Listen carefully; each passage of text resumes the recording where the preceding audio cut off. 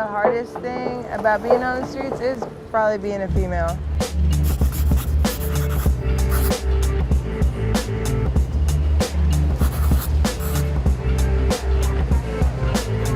If you're a woman, you like your face clean. You know, you like feeling good, smelling good. Yeah, period times are not good times for us. Hi, how are you? It is very difficult to have your period and very uncomfortable.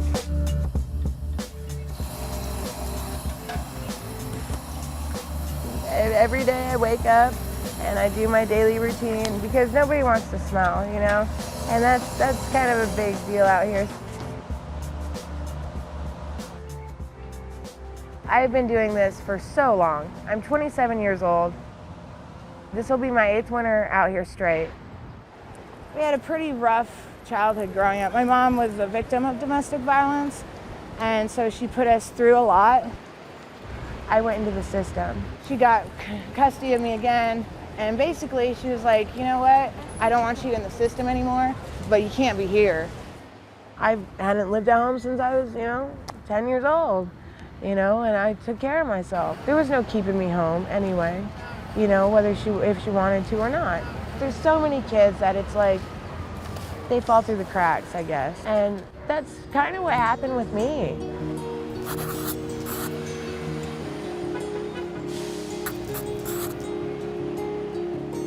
If you got cramps, good luck, I don't know. Maybe get a water bottle and some hot water from Starbucks or something, you can do that. Maybe steal some Motrin. It's a little stressful, it pops up, you're running around trying to get what you need. Every month they are placed in a crisis situation. You shouldn't have to decide between a pad and having lunch. A big box of tampons probably runs around $10, so that could be half of what we make during the day. I'll just go get the tampons that I need. And that'll leave me with nothing, then I can't eat. Tampons and pads are so expensive here. I mean, like the cheapest box of tampons in this Walgreens right here is like a little over $7. It's more money than me and my boyfriend spend on a meal together.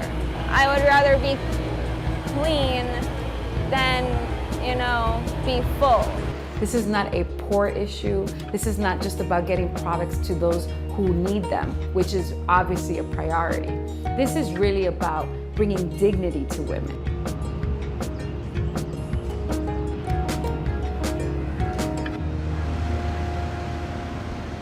I tend to flock to places like this, which is like public parks, where they have public bathrooms. I come here to Thompson Square Park and I do my cleanup in the sink. I get a big cup like the big McDonald's cup, and I fill it up with water.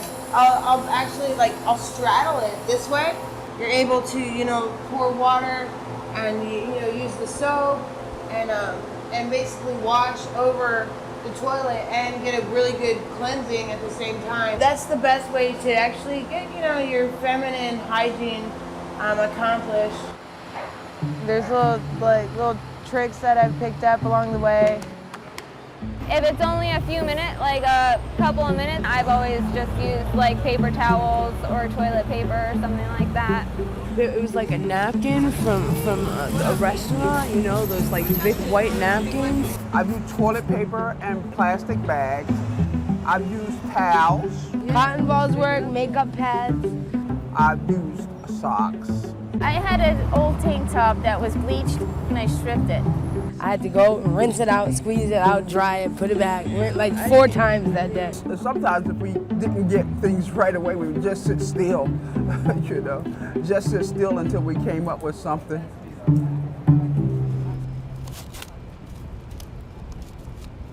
And I've learned how to make my own tampons out of pads. So you take the pad.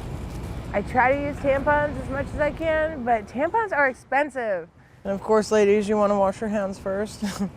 People tend to, when they do give care packages, it's usually pads. And then you tie them like this. But usually they're a little longer, and then you can tie a knot here, and then you can still have the string. Basically, that's it. It produces infections, especially in some cases when women are wearing tampons for longer than they should, toxic shock syndrome. It is a health issue.